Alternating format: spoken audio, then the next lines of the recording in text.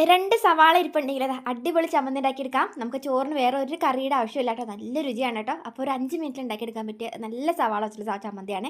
ഉണ്ടാക്കി നോക്കണം കേട്ടോ. അപ്പോൾ ഞാനിപ്പോൾ 2 സവാള ചെറുതായിട്ടൊന്ന് കുനുകുന അരിഞ്ഞിട്ട് ഇതൊന്നെടുത്ത് മാറ്റി വെച്ചിട്ടുണ്ട്.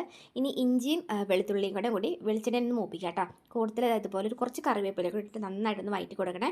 ഇനി നമുക്ക് നിങ്ങൾക്ക് എരിവിന് എന്തോരാണ് അതിനനുസരിച്ച് വറ്റൽമുളക് ഞാനിപ്പോൾ ഒരു 3-4 വറ്റൽമുളക് ഇട്ടിട്ടുണ്ട് കേട്ടോ. സവാള കുഞ്ഞിതായിട്ട് കനം കുറച്ച് അരിഞ്ഞത് ഇനിയിപ്പോൾ ആ ഒരു കൂട്ടത്തിലേക്ക് ഇട്ടിട്ട് ചെറിയ രീതിയിൽ അതുപോലെ ഒന്ന് വഴറ്റി കൊടുക്കട്ടോ. വയന്ന് വന്നു കഴിഞ്ഞപ്പം ഒരു നുള്ള കായപ്പൊടി ഇട്ട് കൊടുക്കാം. പിന്നെ ഒരു ചെറിയൊരു പീസ് പുളി, നമ്മൾ ചമ്മന്തിക്കൊക്കെ എടുക്കുന്ന പുളി ഇതുപോലെ ചെറിയ രീതിയിൽ ചുമക്കനെ ഒന്ന് വഴറ്റിയെടുക്കാം കേട്ടോ. നല്ല മണമാണ്. ഇനി നമുക്ക് മിക്സിയുടെ ജാറിലേക്ക് ഇട്ടിട്ട് ഒരു നുള്ള ഉപ്പും കൂടി ഇട്ടിട്ട് ചെറുതായിട്ടൊന്ന് ക്രഷ് ഒന്ന് പൾസ് ചെയ്ത് ഒന്ന് മിക്സിയുടെ ജാറിൽ കറക്കി എടുത്താൽ മതി കേട്ടോ. ഒരുപാട് അരയ്ക്കണ്ട. ഇത് നോക്കിയാൽ നല്ല ടേസ്റ്റാണ് കേട്ടോ. ഇത് നമുക്ക് ഇത് മാത്രം മതിയിട്ട് ചോറിൻ്റെ കൂടെ കൂട്ടി ഇളക്കി കഴിക്കാനായിട്ട് നല്ല രുചിയാണ്. ചമ്മന്തി ഉണ്ടാക്കി നോക്കിയിട്ട് എങ്ങനെയുണ്ടെന്ന് അഭിപ്രായം പറഞ്ഞു കേട്ടോ.